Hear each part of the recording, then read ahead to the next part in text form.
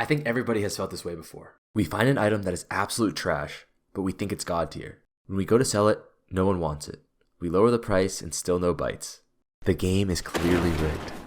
But in reality, the issue isn't about getting lucky or that the economy is messed up, but most likely that we misunderstood what the price of our items were in the first place. In this video, I will break down all the methods I used to go from knowing virtually nothing about PoE 2 to being able to price the 1500 divine worth of wands I traded in my first video to doing it all over again from scratch using bows in the next. The first thing I want to go over is how economies in these kind of video games work at the most basic level. I'm sure a lot of people noticed on the first week, everything was worth money. I remember at the start of PoE 2, any belt with 2 mid-rolled resistances in mid-rolled life was easily worth a divine or more. Each week, the value of that same piece of gear goes lower and lower. Now, you probably can't even sell it for an Exile. There's 2 reasons why. Number 1, people like MP just shit out currency and insane items like they live at Taco Bell. In any game with a resetting economy, as time goes on, there's going to be a decrease in the players. But as I just showed you, the amount of gear is increasing rapidly. In other words, supply goes up and demand goes down. For example, say we have a belt with just plus 100 to life. If this is the only belt in the game, it's going to be worth hundreds of divine. But since there are thousands of better belts that drop every day, it's worth nothing. As a result, the price of gear changes frequently due to how many other similar or better pieces of gear are entering the game and being sold. This is why it's impossible to just memorize what any piece of gear is worth, not even uniques, and why it's so important to be able to quickly and consistently price gear yourself. So how do we actually do this? The most fundamental part of pricing is knowing what stats you want on items. Otherwise, you'll end up like Elon thinking this god tier item is trash just because it's only level 62. If you feel pretty confident in what stats are valuable, then please feel free to skip to the next section. If you're a beginner and totally lost on what stats you want on gear, then this is crucial information you will need to know. In order to keep this as concise as possible, I'm not going to have you memorize a list of stats, but rather learn general concepts about items. There are pretty much 3 types of affixes you want on your armor. You generally will prioritize offensive affixes, then defensive affixes, and then utility-based affixes. But in softcore, there is definitely a priority in offense being the best defense. There is kind of a 4th type, the dead stats, but the good thing about Path of Exile is that these stats are generally pretty obvious. This is stuff like thorns, reduced attribute requirements, and light radius. There are virtually no uses for these stats, and thus no value. I think the best place to start is the defensive stats, since most armors will have many of these affixes. There are 3 layers of defense in PoE 2. The first is resistance. This is by far the most common and important defensive stat you'll want to see on armor. The game is balanced around max resistances, so non-accessory armor needs to have some combination of resistances. The second layer is your HP pool, which is very important on a similar level to resistances, but slightly worse. This is because unlike resistance, the more life you have, the less relative value additional points of life will give. That being said, almost every piece of armor is more than happy to have life on it. The one exception here is energy shield based gear. Energy shield gear is the only gear where characters generally build around energy shield instead of life, so life has little to no value here. Which is actually a good segue into our final layer of defense, which is base defenses like energy shield, evasion, and armor. Energy shield is generally considered to be the best of the 3 by far, so bonus energy shield is a very valuable stat. But this doesn't mean that evasion and armor are worthless. Due to the way that flat and percentage bonuses interact, you will generally need a combination of both flat and percentage increases for these stats to be valuable on your gear. Most people focus on capping the resistances on non-accessory armor and have accessories be more offensive focused. This is simply because armor like rings and amulets have way more possible offensive rolls. With that being said though, getting offensive stats are still almost always high value on any piece of armor. This looks like attack speed on gloves or crit damage on helms and so on. Getting utility stats like mana and item rarity can definitely still be valuable, but in general, utility options only have value if they exist in addition to offensive and defensive stats. For example, you can find valuable belts with just high resistance or valuable chest pieces with just high ES, but an item with just high mana and item rarity will almost always be a dud. It's important to note that movement speed on boots isn't just a utility option that's nice to have, but it's actually a necessity. It is incredibly difficult to find any boots that have significant value if they don't have at least 25% movement speed on them. This is solely because movement speed is such a rare and valuable stat, and boots are likely the only source of it for most builds. Foci and quivers are pretty much extensions of your weapon, and as a result have a lot of offensive stats to roll. Resistances in life can be okay, but you really want damage or utility here. Although there is some nuance to it, these are usually really simple. We heavily prioritize damage. If you're a caster, you care about the pretty obvious things like plus spell skills, spell damage, crit, and so on. One thing to note is that caster weapons almost always value plus the skills the highest due to skill level scaling for spells. As a result, these weapons will rarely have value if you don't have a high plus a skill stat on them. Like before with armor, you care about utility as well, but only in addition to other good offensive stats. DPS weapons are a little bit more complicated in some ways, but also easier in others. These are weapons where most of the value comes from inherent damage the weapon can do and not modifiers that enhance your skills. Here, the most important stats aren't plus the skills, but rather DPS modifiers. These are like flat physical, flat elemental, and percentage physical. You can think of offensive stats like projectile skills or crit as amazing, but only if the weapon meets baseline DPS requirements. These DPS requirements change from item to item and base to base. Some bases might have incredible implicits like dual string bows, which reduces the DPS requirement you need for them to be valuable. But for the most part, better bases just give higher inherent damages or defenses. In most cases, it's required to have expert weapons for DPS weapons, since the base numbers are so important. But with that being said, if you've digested everything else I've mentioned in this video so far, what bases you drop and how it affects the price will be pretty obvious. The last thing I want to go through is a general idea about synergistic or anti-synergistic stats on your items. An example of an anti-synergy would be like rolling flat physical on a cast speed ring. Individually, these stats are both amazing, if not best in slot on a ring, but you only want one or the other. Since caster builds don't need physical damage and physical builds don't need cast speed, one or the other stat will be dead. A synergistic interaction would be mana being more valuable on ES gear, since casters who highly value mana also highly value energy shield. I wouldn't stress on knowing all the interactions.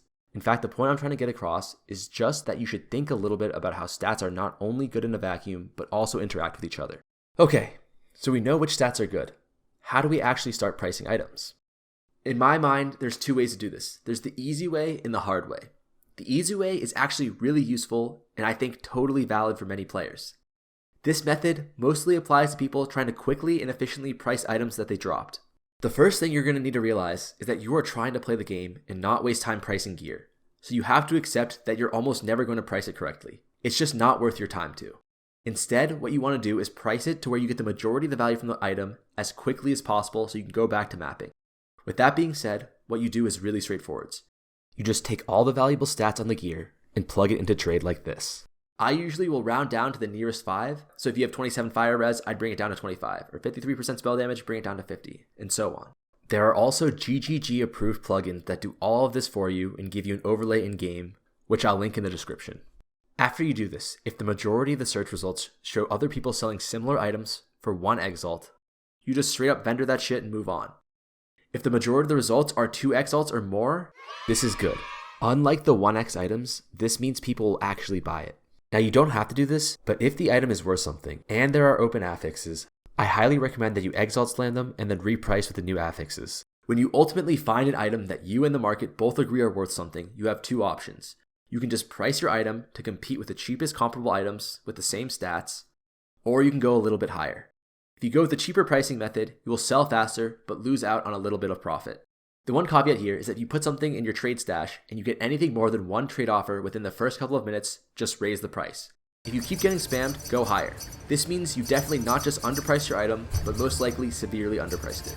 On the other hand, if you're a frugal seller like I am, you'll probably want to go with the method where you start higher. Here, you price your items towards the top end of the range of people selling similar items, and then just decrease the price every few hours or half day if it doesn't sell.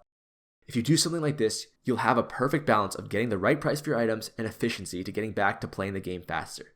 And as you can see, this requires almost no game knowledge. However, if you want to flip or craft gear to any extent, or just price expensive gear more accurately, this method just won't cut it. You'll need to understand how to price on a much deeper level, and this is exactly what I'll be getting into next. In my last video, I talked about how to use the trade filter, and I went in depth on weighted sums and how stupidly broken they are for trade. If you haven't seen that yet, I really recommend you do, or some of this stuff won't make sense. But for those of you who are just going to send it anyways, I'll try to explain it as simply as I can. Weighted sum essentially helps you to flexibly search for gear in a way that allows you to look for any amount of affixes on a single piece of equipment and assign weights to each affix. The higher the weight, the more valuable the affix. For example, say we have an item that has 3 stats.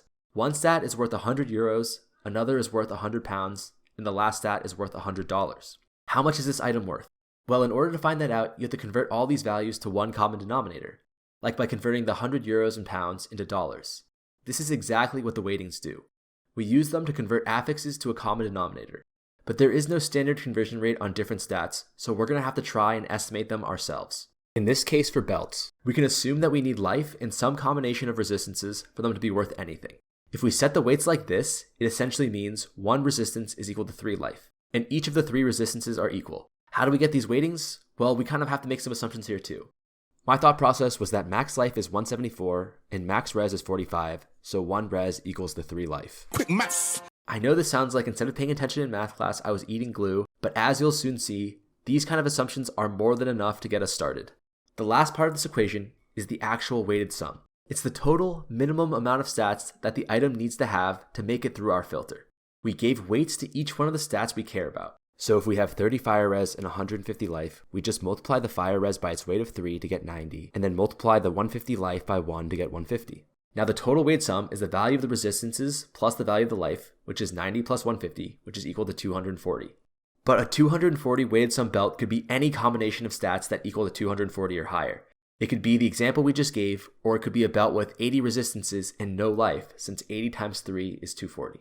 As you can see, the whole point of the weighted sum is to convert all of our different stats to the same denominator and then add them all up. With the weighted sum, we can then use this total to find out how much our items are worth. For example, with the weighted sum of 240, we find that almost all the items around that range return as 1x. Like I said before, this generally means it's worth nothing. But if we move the weighted sum up to say 350, we see that the belts returned are worth around 3 to 5x. We can take those same weights and move them up from 350 to 400 weighted sum. This is roughly a 20% increase in resistances or a 50 increase in HP from the previous belts. When we look at them now, we see most of the belts are worth 20 exalts or more. You can keep going up and down the weighted sum ladder and you'll keep finding these breakpoints that show you the price at that specific weighted sum. Now there definitely are some fringe situations where we'd want to price our items way past the minimum, which I'll get into later, but for 95% of the items, this is how you price them.